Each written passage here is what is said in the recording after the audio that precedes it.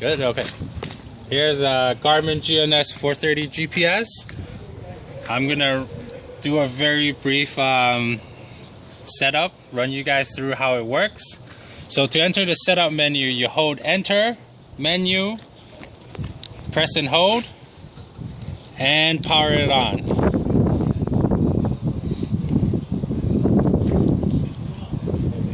It's kind of slow. Really slow. Okay, there we go. It's going through a self-test.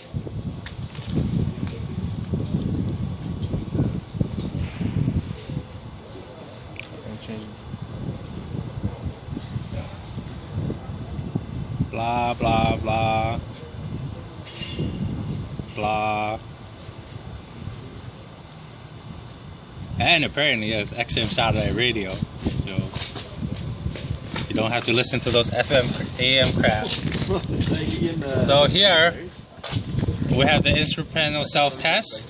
What it does is it should show this CDI over here.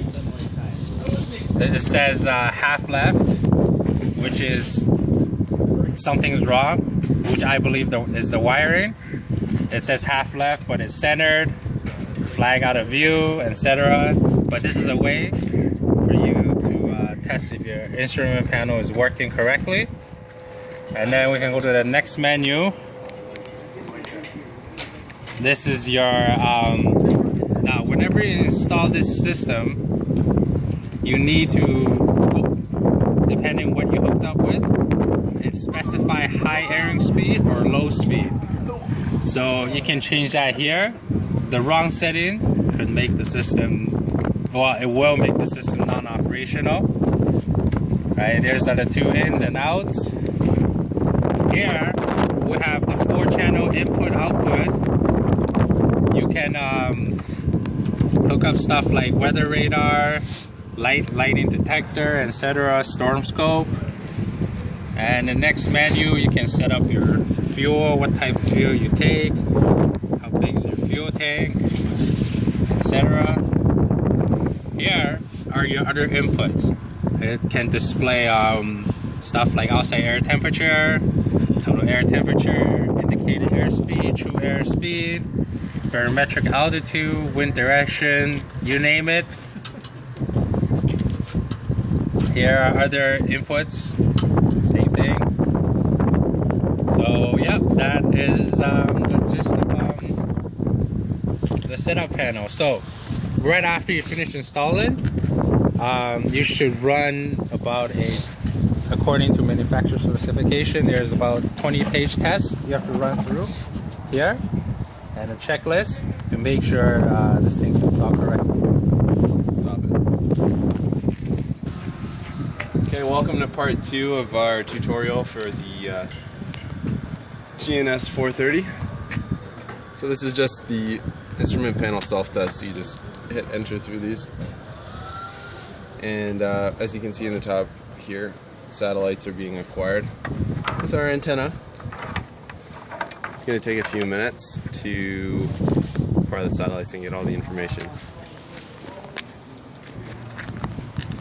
So as you can see here, we've got our trip planning page opened up. We are going to change our airport of departure. In Canada, all of our airports begin with C. We're going to set it to Toronto. Here, CYYZ. Yeah.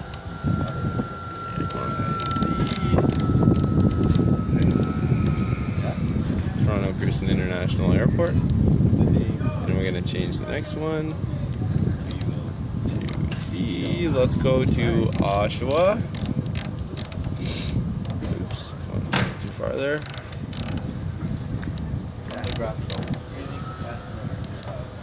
Toronto International Airport.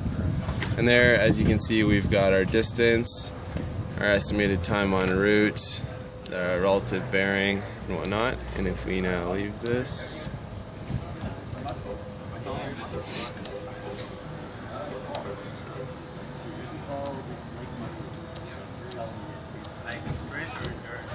alright, wait, get out of this for a second. Ready? So from our main screen here, we open up the flight planning section with the button FPL.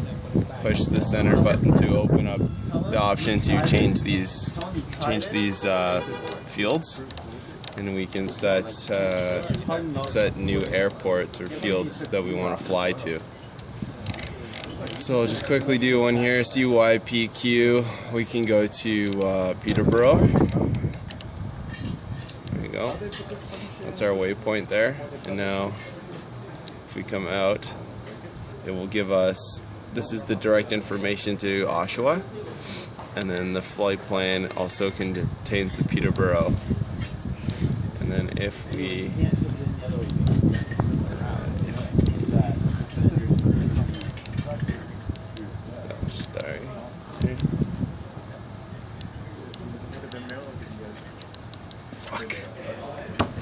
how did you pull up? So this is our home flight planning page. You can see in the bottom here, this is the nav chapter, and by moving the inner cursor we can get what is a top-down bird's eye visualization of our flight plan. We have a direct flight to CYOO in Oshawa. We can get more information through these fields here. We don't have a weather data link set to the GPS, so this page is obviously useless. This shows you like minimum heights.